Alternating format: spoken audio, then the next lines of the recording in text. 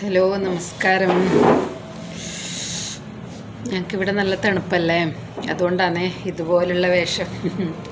തണുപ്പിന് നമ്മൾ നല്ലോണം നല്ല തണുപ്പിന് നല്ല ചൂടില്ല ഡ്രസ്സൊക്കെ ഇടണം, എന്നാൽ മാത്രമേ തണുപ്പിന്ന് രക്ഷ നേടുള്ളൂ. അപ്പോൾ ഇന്നലത്തെ മൂന്നാമത്തെ പാർട്ടാണ് ഞാൻ പറയാൻ പോകുന്നത്. എന്ന് വെച്ചാൽ ഞാൻ പറഞ്ഞത് ഹസ്ബൻഡിൻ്റെ വീട്ടിൽ ലൈറ്റ് ഇല്ല. അന്നൊരു ദിവസം ഇവിടെ ലൈറ്റ് ഫുൾ പോയി, ഇൻവെർട്ടറിൻ്റെ ചാർജൊക്കെ പോയി. ആ സമയത്ത് എനിക്ക് ഓർമ്മ വന്നത് പറയണമെന്ന്. എന്താ വെച്ചാൽ ഇപ്പോഴത്തെ കാലത്തെല്ലാം കല്യാണം കഴിഞ്ഞ് പോയിട്ട് പെൺകുട്ടികൾ കുറച്ച് പോലും അഡ്ജസ്റ്റ് ചെയ്യാണ്ട്, എല്ലാ പെൺകുട്ടികളല്ല, ഒരുപാട് കുട്ടികൾ കുറച്ച് പോലും അഡ്ജസ്റ്റ് ചെയ്യാണ്ട് അല്ല ജീവിക്കുന്നത്. അപ്പോൾ അന്നത്തെ കാലത്ത് എന്ന് പറഞ്ഞു കഴിഞ്ഞാൽ ഒരു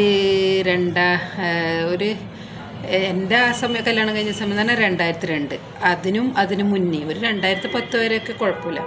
അപ്പോൾ അന്നേരം കുട്ടികളൊക്കെ ആ ഒരു ഓർമ്മ വന്നുകൊണ്ട് ഞാൻ പറയുന്നത്. ഇപ്പോൾ ഇങ്ങനെ എല്ലാവരും പറയുന്ന അഡ്ജസ്റ്റ് ചെയ്ത് ജീവിക്കുന്നില്ല എന്നൊക്കെ, അങ്ങനെ ജീവിക്കുന്ന കുട്ടികളൊക്കെ ഉണ്ടാവും. എന്നാൽ ഞാൻ പെട്ടെന്ന് പറയാം, ലോങ്ങായി പോലെ. അപ്പോൾ ഞാൻ പറഞ്ഞു വന്നത്, എനിക്കവിടെ ലൈറ്റ് ഇല്ല എന്നുള്ളൊരു ബുദ്ധിമുട്ട് ഞാൻ അറിഞ്ഞേയില്ല എന്നാണ് പറഞ്ഞത്. അപ്പോൾ അന്ന് പറയുന്നത് വെച്ചാൽ എന്നിട്ട് രാവിലെ തീപ്പറ്റിക്കുന്ന കാര്യമല്ലേ ഞാൻ പറഞ്ഞു നിർത്തിയത്. അപ്പോൾ ഞാൻ തന്നെ തീപ്പറ്റിച്ച് തുടങ്ങി. പിന്നെ നമുക്ക് മനസ്സിലായി, എനിക്ക് അറിയാം ഞാൻ ചെയ്യുന്നൊക്കെ.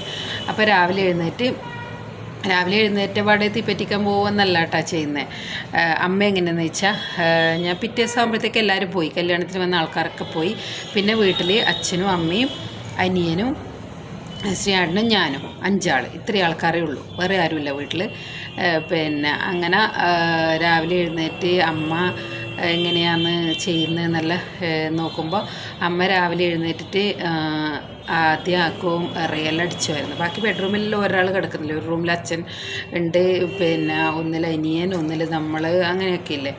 അപ്പോൾ ഹോളിൽ തന്നെയാണ് വിളക്കെത്തിക്കേണ്ട സ്ഥലം. അപ്പോൾ ഹോളും 2 ഇറയും അടുക്കളയെല്ലാം അടിച്ച് വൃത്തിയാക്കുന്നുണ്ട്. എന്നിട്ട് അടുപ്പിൻ്റെതാണ് അടിച്ച് വാരിയിട്ടാണ് ചെയ്യുന്നത്. എന്നിട്ട് പിന്നെ അമ്മ കിണ്ടിയിൽ വെള്ളം നിറച്ച് കൊണ്ടുവയ്ക്കുന്നുണ്ട്. അതിൻ്റെ തുമ്പിൽ തുളസിക്കതിര് വെച്ചിട്ട് കൊണ്ടുവയ്ക്കുന്നു. കിണ്ടിയൊക്കെ തുടച്ചിട്ട് വെണ്ണീരൊക്കെ ഇട്ട് തുടച്ചിട്ടാണ് അമ്മ കിണറിൽ നിന്ന് വെള്ളം കോരി ഒഴിച്ചിട്ട് അങ്ങനെ കൊണ്ടുവയ്ക്കുന്നത്. അപ്പോൾ ഇതെല്ലാം ഞാൻ നോക്കുന്നുണ്ട് കേട്ടോ, എങ്ങനെയാണ് അമ്മ ചെയ്യുന്നതെന്നല്ലോ.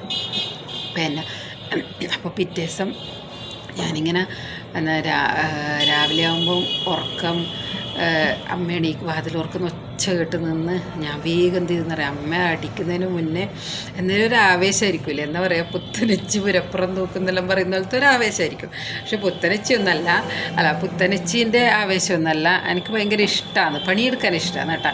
അതിപ്പോൾ എല്ലാവരും പറയുമ്പം ചിലപ്പോൾ ബടായി പറയുന്നെല്ലാം വരും, പക്ഷെ എനിക്ക് പണിയെടുക്കാൻ നല്ല ഇഷ്ടമാണ്. വീട്ടിലെ പണിയെല്ലാം എടുക്കാൻ ഭയങ്കര ഇഷ്ടമാണ്. ഒരാൾക്ക് ഓരോ ഇൻട്രസ്റ്റ് അല്ല, എനിക്ക് വീട്ടിലെ പണിയെടുക്കാൻ ഭയങ്കര ഇഷ്ടമാണ്. എന്നിട്ട് ഞാനപ്പോൾ എന്ത് ചെയ്തെന്നറിയാം, ചൂലെല്ലാം വെക്കുന്ന സ്ഥലമെല്ലാം കണ്ടുപിടിച്ച് ഓരോ വീട്ടിൽ ഓരോ സ്ഥലത്തെല്ലാം വെക്കും. അപ്പോൾ ചൂലെല്ലാം എടുത്ത് ഞാൻ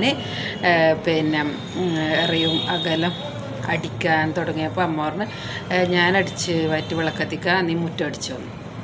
അപ്പോൾ ഞാൻ 4 ഭാഗവും മുറ്റമുണ്ട്, വലിയ മുറ്റമുണ്ട്. അപ്പോൾ 4 ഭാഗം മുറ്റം അടിച്ച്, പിന്നെ 2 വഴിയുണ്ട് വീട്ടിലേക്ക്. ഒന്ന് റോഡിൽ നിന്ന് വീട്ടിലോട്ട് വരുന്ന വഴിയും, ഒന്ന് പറമ്പ് വഴി വരുന്ന വഴി. റോഡിൽ നിന്ന് വേറെ മുന്നോട്ടേക്ക് അങ്ങനെ വരണ്ടേ, വീടിൻ്റെ മുൻവശം അങ്ങനെ വരണ്ട, പുറകിലാണ് റോഡ് വരുന്നത്. എന്നിട്ട് ആ 2 വഴിയും അങ്ങോളെല്ലാം അടിച്ചു ഞാൻ. അപ്പോൾ അമ്മ എന്നോട് പറഞ്ഞു, അയ്യോ രാവിലെ തന്നെ നീ അങ്ങനെയൊന്നും അടിക്കൊന്നും വേണ്ട, രാവിലെ കാട്ടമൊന്നും ഇല്ലെങ്കിൽ, കാട്ടം എന്ന് പറഞ്ഞാൽ ഇലകളും ഇതെല്ലാം വീഴുന്നതിന് നമ്മളിവിടെ കാട്ടം എന്നാണ് പറയുന്നത്, ഇല്ലെങ്കിൽ മുന്നിൽ മാത്രം അടിച്ചാൽ മതി. എന്നിട്ട് അങ്ങനെ പറയുന്നത്. എന്നിട്ട് ഞാൻ എല്ലാം അടിച്ചിട്ട് വന്നു. അപ്പോൾ അങ്ങനെ ഒരിത്. പിന്നെ എന്ന് പറഞ്ഞാൽ നമ്മൾ ആ അടുപ്പിൽ ചായ വെച്ച് എന്ത് ചെയ്യുമെന്ന് വെച്ചാൽ, ഒരു ഫ്ലാസ്ക് ഉണ്ട്. ശ്രീയാണ്ടൻ്റെ ഏട്ടൻ ഗൾഫിലാണ്, അന്നേരം ജോർദാനിലായിരുന്നു നമ്മളെ കല്യാണം കഴിഞ്ഞ സമയത്ത്. അപ്പോൾ ഒരു ഫ്ലാസ്ക് ഗൾഫിൽ നിന്ന് കൊണ്ടുവന്ന വലിയ ഫ്ലാസ്ക് ഇല്ലേ, നമ്മൾ പറയാം അണ്ടാവ് പോലത്തെ എന്ന് പറയുന്നത്, എത്ര വെച്ചാലും അതിൽ നിറയില്ല.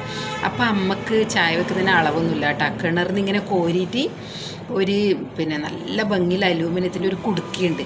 അതെന്ന് പറഞ്ഞാൽ അത് അടുപ്പത്ത് വെക്കുന്നതൊന്നും മനസ്സിലാവും, അത്രക്ക് കരി പോലും നല്ല കൊടുക്കുക. പുതിയതൊന്നല്ല, പക്ഷേ നല്ല തിളക്കൂല്ലേ. അതിൽ നിറച്ചങ്ങ് വെക്കും അടുപ്പിൽ.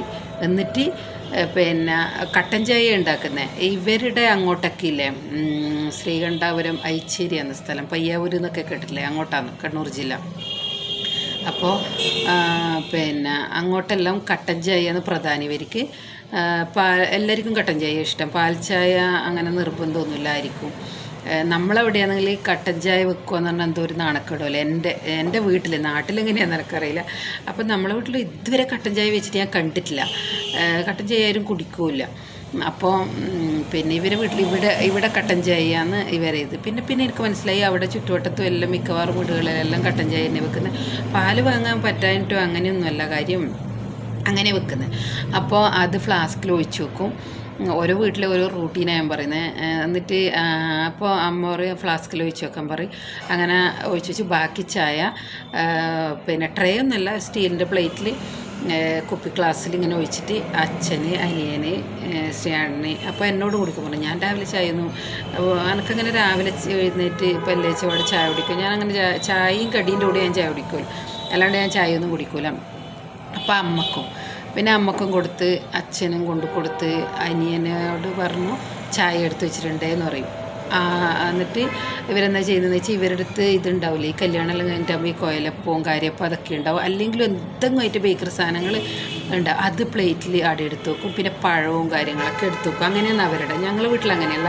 ഞങ്ങളുടെ വീട്ടിൽ രാവിലെ എഴുന്നേറ്റ് പാൽ ചായ ഉണ്ടാക്കുന്നത്. ഫ്ലാസ്കിലൊന്നും ഒഴിച്ച് വെക്കില്ല. ആ സമയത്തൊന്നും എൻ്റെ വീട്ടിൽ ഫ്ലാസ്ക്കൊന്നുമില്ല. അപ്പോൾ എനിക്കൊന്നൊരു സ്റ്റീലിൻ്റെ ജഗ് അവൻ്റെ അതിൽ പാൽ ചായ ഒഴിച്ച് വെക്കുന്നു. രാവിലെ ചായ അച്ഛനും ഏട്ടനും അമ്മയൊക്കെ കുടിക്കും. ഞാൻ രാവിലെ ഇങ്ങനെ കാലിച്ചായ എന്ന് പറയില്ല, അത് കുടിക്കൂല കേട്ടോ. എന്നിട്ട് പിന്നെ അപ്പോൾ ഓരോ വീട്ടിലെ റൂട്ടീനാണ് ഞാൻ പറയുന്നത്. അപ്പോൾ അങ്ങനെ ഫ്ലാസ്കിൽ ഒഴിച്ച് വെച്ച് ഈ ചായ വെച്ച പാട് എന്ത് ചെയ്യുന്നത് വെച്ചാൽ അവിടെ തന്നെ ഇപ്പോൾ ദോശ ഇഡലി എന്ന് ഉണ്ടാക്കുന്ന വെച്ചാൽ അവിടെ അതുണ്ടാക്കുമ്പോഴത്തേക്ക് അമ്മിയിലരക്കണ്ടേ അതിൻ്റെ കറി. അപ്പോൾ ചമ്മന്തി ഉണ്ടാക്കുക, തേങ്ങ അരച്ചിട്ട് തേങ്ങയും ഉള്ളിയും മുളകും പുളിയെല്ലാം ചേർത്ത് അമ്മേരെ ചമ്മന്തി സൂപ്പർ ടേസ്റ്റാണ്. അപ്പോൾ അങ്ങനെയാക്കിയിട്ട് ഇതും ഡൈനിങ് ടേബിൾ, എല്ലാം ഡൈനിങ് ടേബിൾ കൊള്ളിച്ച് അച്ഛനും അനിയനും ശ്രീയാണും എല്ലാവരും ഒന്നിച്ചിരുന്നിട്ട് കഴിക്കും. ഞാനും അമ്മയും പിന്നെ അവർ കഴിച്ച് കഴിഞ്ഞിട്ട് ഞാനും അമ്മയും മാത്രം ഇരുന്നിട്ട് നമ്മളും കഴിക്കും. എന്നിട്ട് പിന്നെ ഈ ചായയും കടിയായിട്ടാകുമ്പോൾ അപ്പാടന്നെ അവിടെ ചോറിന് വെള്ളം വെക്കും. എന്നിട്ട് ചോറാകുമ്പോഴത്തേക്ക് തന്നെ എന്തൊക്കെ ഒരു വറവനിലത് വെക്കും. പിന്നെ മീൻ വന്നിട്ടാകുമ്പോൾ മീൻ കറി വെക്കും.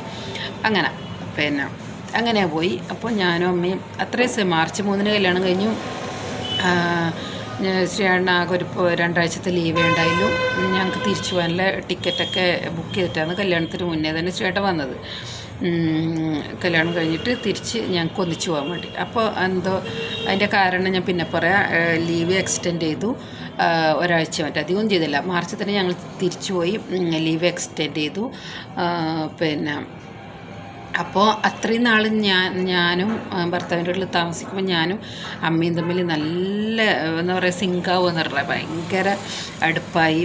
അമ്മക്ക് അമ്മയുടെ വിചാരം ഞാൻ അമ്മയുടെ പ്രായത്തിലുള്ള ഒരാളാണ്, എൻ്റെ വിചാരം എൻ്റെ പ്രായത്തിലുള്ള ഒരാളാണ് അമ്മ എന്നാണ്. ഞാൻ പറഞ്ഞില്ലേ നല്ല പ്രായമുണ്ട് അമ്മക്ക്.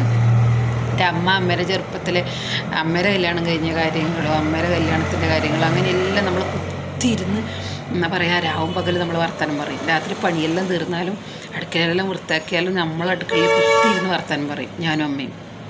ഭയങ്കര കൂട്ടാണ്, ഭയങ്കര ഇഷ്ടമായി. അപ്പോൾ അങ്ങനെ ഭയങ്കര ഇഷ്ടപ്പെട്ട് അങ്ങോട്ടും ഇങ്ങോട്ടും ഭയങ്കര സന്തോഷത്തോടെ നമ്മൾ നിൽക്കുമ്പോഴത്തേക്ക് നമുക്ക് പോകാനുള്ള സമയമായി. അങ്ങനെ പോകുന്നതിന് മുന്നത്തെ പിന്നത്തെയും കുറേ കാര്യങ്ങളുണ്ട് കേട്ടോ. പറയുമ്പോൾ എങ്ങനെയാലും അത് കുറച്ച് പറയാൻ പറ്റുന്നില്ല, ചുരുക്കി പറയാൻ പറ്റുന്നില്ല.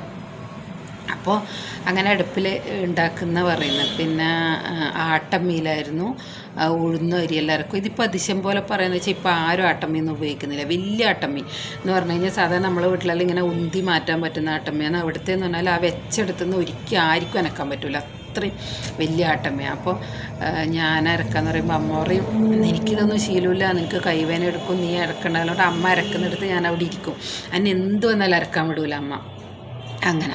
അങ്ങനെ ഒരു നല്ല എല്ലാവരും ഭയങ്കര ഭീകര ജീവി എന്നിട്ട് അമ്മേനെ മുദ്ര കുത്തിയിട്ട് ഇപ്പോൾ ഒരു സിനിമയിലായാലും അല്ലാണ്ടും എല്ലാം പറയുമ്പോൾ എൻ്റെ കല്യാണം കഴിഞ്ഞ ആ സമയത്ത് എനിക്ക് ഏറ്റവും നല്ല സന്തോഷ നിമിഷങ്ങളായിരുന്നു അവിടെ ഉണ്ടായിരുന്നത്. ഞാൻ പിന്നെ ബാക്കി സ്റ്റോറി പിന്നെ പറയട്ടെ, ഇതിപ്പോൾ ഒരുപാട് ലോങ്ങായി.